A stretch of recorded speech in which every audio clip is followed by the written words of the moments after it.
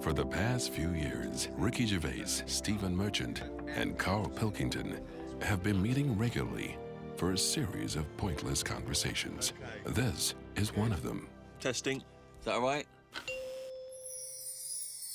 Hello and welcome to the Ricky Gervais Show with me, Ricky Gervais, Stephen Merchant. Hello. And the little round-headed buffoon that is Carl Pilkington.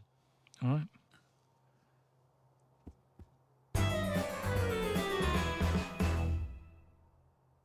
I think it's probably best, Rick, if we return to the very beginning of time, the dawn of man, because, of course, even in primitive, prehistoric ages, medicine was practiced in some ways from the research people have done, cave paintings and the like.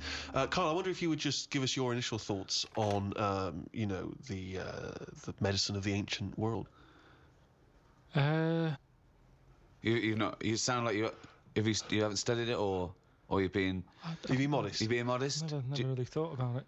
I know that Tutankhamun, he died of having a knee injury. So they didn't have that much medicine knocking about back then. Right, where do you get this information from? It sounds vague. He came off a chariot. They're dangerous things. He came off a chariot? Honestly. You're going to make yourself look daft here, because that's what happened. Imagine that.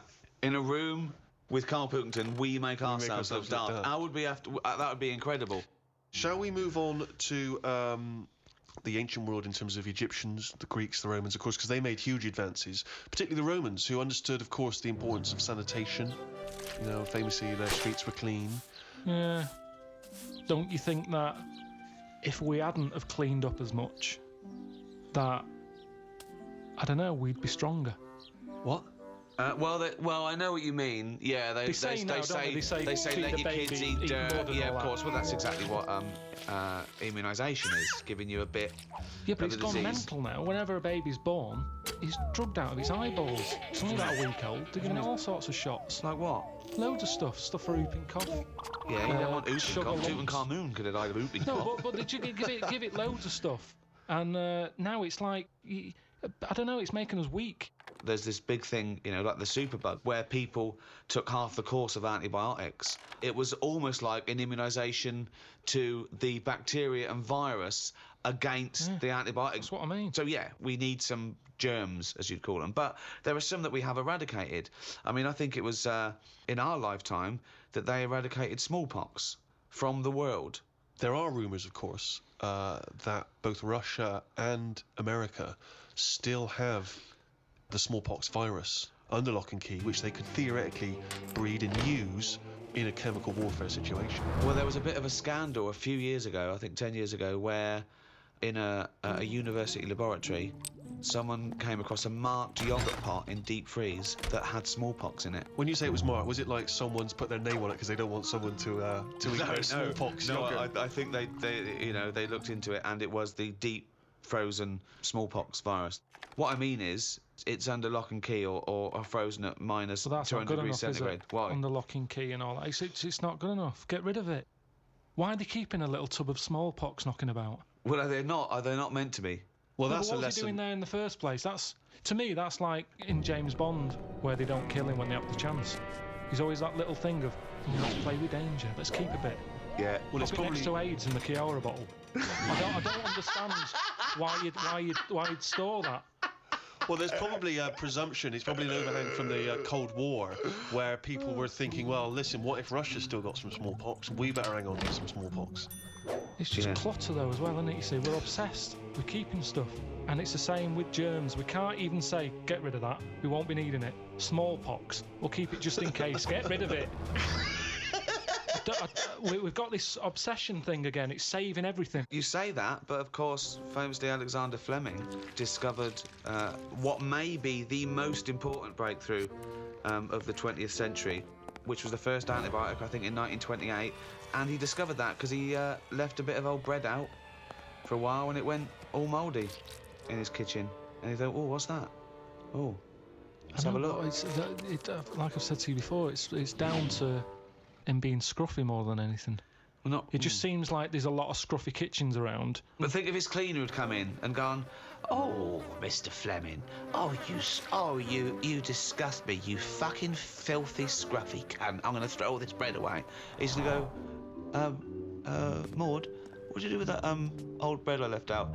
It'd gone green, sir, so I chucked it away. Oh, Maud, you dopey fucking slut.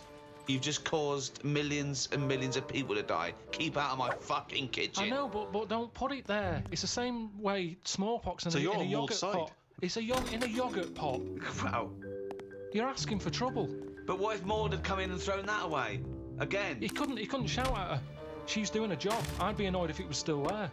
Yeah. Just don't put like yogurt pots with smallpox in the fridge. I mean, that's a starter. Yeah, but you were saying earlier, let's let babies eat mud, don't inject them. Yeah, but Let them crawl around a dirty floor, clean up the floor and know when to I die. did say that, but we've gone too far now. Babies are coming out mad. Oh, they can't handle anything now. Oh, he's got a runny nose. They're coming out all mardy. All Get ill. mardy? Yeah, they get ill easy. They're not tough babies anymore. We're ending up with a load of weak people who need looking after all the time. That costs a lot of money. And they can't do anything. They're useless. Now, that doesn't happen in other nature. If a little weak bird is born, you see Bill Oddie saying that won't last. He says that won't last a week. And he's right. You watch it and he says, oh, that third baby that came out, it died. And But he what's was your right. point, Carl? That modern My medicine, point- which can help people live to the age of 75, 80, that it shouldn't be doing that? They should let people just die off? Well, here's something, right? The estate that I grew up on, there's a woman there, Yeah. Scruffy Sandra. I like her already. Oh, it's great. It's so descriptive. Now- She had no chance, even if she cleaned up her act. Yeah. She'd come in looking like Pretty Woman. You go, "Oh, Scruffy."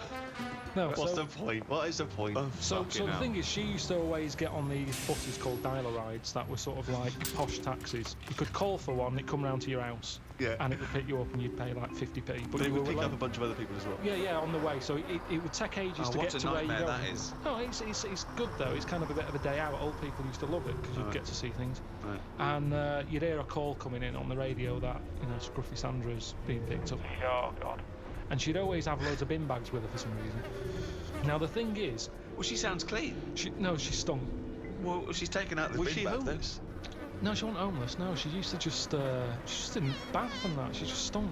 But the weird thing is, Why do they call her Stinky Sandra? she never was ill. Right. People didn't sit next to her Yeah. because she stunk. Yeah. Now, because of that, anyone who might have had a bit of flu or a cold never sat next to Scruffy Sandra Right. because she stunk. But that was good. That was like a protection thing for her because she knew that because she stunk, no one wants to sit next to her. She wouldn't pick up the germ. Right. No, but this is quite... Your point is, in order to fend off illness, you have to not bathe. And so you stink. So you're saying that it wasn't that she'd built up an immunity, it was that she stank so much that flu wouldn't come near her. This is a lot such of a you. specific example. It's not applicable in any other scenario. There's always colds, there's always flu. It's whether your immunity is good or bad. That's interesting, isn't it, that more sort of colds are spread through shaking hands than people, just taking in the air. That's why some sort of germaphobes don't even shake hands anymore. Yeah, well, that's going too far because they're going to die of something. You can't be that paranoid. You've got to get on with your life. Loneliness. And it's good to feel ill because when you feel better, you appreciate how good Doesn't you feel. make any sense at all. It's good to feel ill. Doesn't make any sense at all. No, it does afterwards. The other weekend when I was ill, I don't know what was up with me, but I got something. Symptoms? Went to the toilet a lot, felt sick at the same time, got a sweat on, felt weak, had the shakes. Just a bug, yeah. Lasted probably about 24 hours. After that 24 hours, you go, oh, I feel good again. It's nice to feel good again. And it makes you appreciate how good you feel. Now, sometimes I don't know if I feel well. It doesn't make any sense at all either. What do you mean sometimes you don't know whether you feel well? Because I've been in my body for years. Here he goes again. Go on, yeah. Here he goes again. Now, the two minds. If there was some sort of kit that the doctor said, how are you feeling, Mr. Pilkington? And I go, oh, I think I feel all right. And they go, well, do you? I don't know. And they go, well, step into the machine, right? Get into the machine, and if he could somehow transfer my feeling into his body, so I could feel how he feels, and then he can feel how I feel, and he'll go, oh, you're not well at all. Your heartbeat's irregular for a start. You're a maniac. This is... I No. don't know what's going on here. Because- Why don't you you just get used- accept that if you feel well, you know... Because you don't know if you Hang feel on, let's well. get this machine built. Sorry, why are people bothering studying AIDS? We got to get this machine built. Listen, this machine could do a lot of good if they could do it. Why? Because some people, you hear about people who go, oh, I think I've got a bit of wind. Before you know it, they drop down dead. Right? Because they didn't know. They just, well, didn't Mr. Jones have a sweat on, Mrs. Jones, before? Oh, yeah, he did, but he always had a sweat on. Well, didn't it bother him? No, he was used to it. Happened for years. Why didn't you come in? Oh, So, he and felt what would all the right. machine do again? The machine would make my doctor Yeah. feel like me. So because there's too Mr. many ill Jones went to the people. doctor and said, oh, I've got a sweat on, right? Right, so he'd go, well, I'll tell you what, get in the machine. So Mr. Jones gets in the machine. Yeah. The doctor hits the button. Mr. Jones gets into the doctor. The doctor goes, you have got a sweat on. I'm familiar with this because I had a fella in the other day with a similar thing. Take 3 of these. You are a mental case. I don't know what this is. Because- But why can't What- the what is doctor this- make that observation like a doctor Yeah. does? Why What can't the is this- doctor, using his knowledge, observe the I person tell with the you sweat why. on? I tell you This is why. like a scene from Ghost. This is like Patrick Swayze. Listen, when my nerves were short, Are they not short already? Have they extended since then? well, I just have to do stretches. And it's pulled them about. Right. But when I had that, I'm not very good with words. Go on. So when I was going in saying, Doctor, my knee's aching, and he'd go, what sort of ache is it? I don't know. Yeah. I don't know. It's just an ache. And Toothache. It's like a toothache in my no, leg. but it's different. Go It's on. a different ache. Now the thing Arseache. is, It's like an arseache. it's hard to explain an ache. So he'd Yeah. have to feel the ache, and then he could make an assumption from it. Thank you. So he would presumably go through training, going in the machine, and they'd bring in various sick people, and he would experience and feel every single ailment. Great. Yeah, but over. Doctor, I'm going to let you know now what a swift kick in the bollocks feels like, just in case you ever have to diagnose that. Oh, you I can't remember that one. Yeah, but Doctor, now you're going to feel a spike up the arse. it's all about. It's, Oh, I can't remember that one. Okay. No, Doctor. couldn't I just wait until the man comes in with a spike up the arse? No, we got to tell you so you know But when I you reckon feel I could it. assess it. If he's coming, he's got a spike up his arse, I'd You've be got able to to tell. experience everything before someone comes in and gets into your body like Ghost, and you'll know what it is. Hey, listen, let's not dismiss this idea out of hand, of course, because you'll famously remember, Rick, that Carl had the idea of a man who can grow backwards. So he's born as an old man, and when he dies, he's a young baby. and with all ideas comes something. Einstein said that. He said if an idea isn't. Go on. wait, Wait. Just what let did him Einstein finish. say? We've got an Einstein quote here. Yeah. This is a historic day.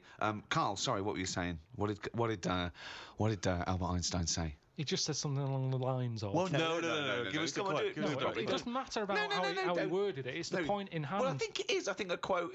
I think like all, any sort of poetic content of anything is exactly how it's worded. So just what did Einstein It's say not, exactly? it's not. No, it is. Yeah. Well, he said something along the lines of Go on. an idea. If an idea isn't daft. Oh, start again. No, 'cause you- come on, let's hear it. No, because he started. He He said if an idea isn't daft, it isn't worth thinking about. What? Say it again. If an idea isn't daft, it isn't worth thinking about. I can't imagine him saying No, I daft. can. No, well, it was something like that, though, meaning that every new idea seems a bit mental, Yeah, right? it's a good But point. then it leads to something. I'm not sure that he. no, But no. I think if we were sat with Einstein now and you'd brought up the machine that allows doctors to feel, I don't think he'd be saying we should No. pursue that idea. There's some ideas that go, I think the Earth might be round. People go, oh, it is flat. And then there's people who stand in doorways covered in crucifixes with tinfoil on their head saying, Jesus is in my cock. Yeah. But Now, he's a mentalist. yes, but what I'm saying is, wouldn't you have said it was mental years ago when someone said, I'm going to make a machine so I can look inside your head? Years on, hello, get in the machine, we've got an MRI scanner.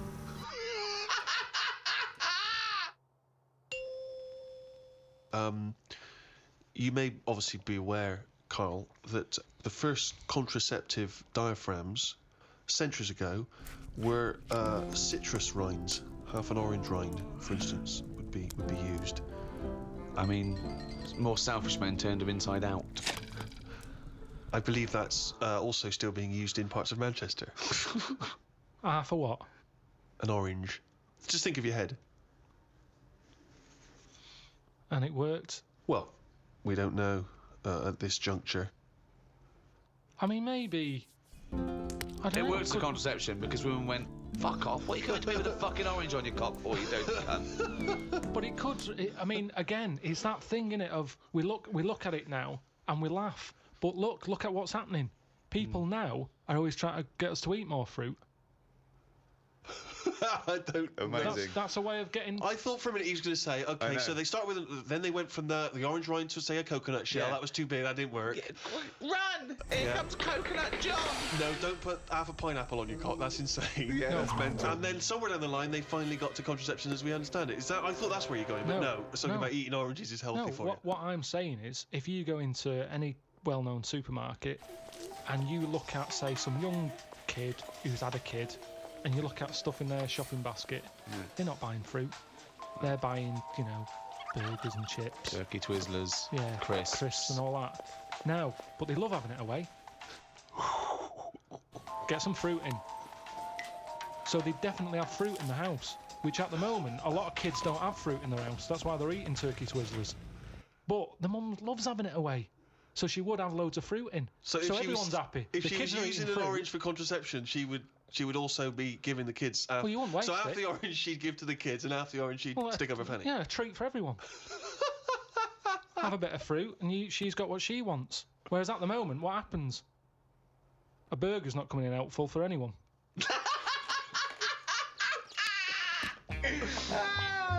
If you want me tonight, pop a sesame seed bone on your cock. Take out the fucking pickle. No one likes the fucking pickle up the fanny. Oh, he's a bloody romantic. He popped a plum roast sausage up my fanny yesterday. He loves me. Oh, fuck no. Modern man, in a sense, with all the technology we have, can play God. And this is something which is huge now. A lot of ethical discussions about things like stem cell research. Should we be interfering in what should be a godly terrain? You say no straight away. Straight away, no. I think they're sort of like messing about now. I think that's the problem. We've got the tools and they like to use them. And that's what happens. I've got a sander for Christmas. And I can't wait to sand stuff. I can't even think of enough things that need sanding. But I want to use it. And Not that's the scruffy same. sander. And that's the problem, innit? If you've got the tools, you can't have the tools and say, pop them in the shed. Well, no, I don't want to use them. A new tool here. Right, sand the shed down. That's the problem, innit? All these, medical people. That's what happened in the Hulk, innit? Yeah, well, again, I was just going to say that is a work of fiction. The Hulk Yeah, but with all fiction comes. the future. Yeah, So certainly in science fiction. But the problem is, this is what I say is the problem. Go on, no, this is a. Is it a quote from someone? Let's sum it up there. Carl, shoot me. People are living too long. No, that's not a summary yet. Sum it up. I have one more go. So- This is the real one. It'll be something like today's cure is tomorrow's headache. It's all right, That's all right. because what I'm saying there is Go on. we can come up with stuff. We can come up with a tablet to get rid of headache. Tomorrow, your headache's gone. Your legs hurting. So today's cure is actually tomorrow's leg ache. So today's cure is tomorrow's leg ache. Yeah, but ages ago I said on. to you, don't solve problems, Yeah. because a problem solved is a problem caused. I'm gonna die. I'm gonna die. I don't remember that quote.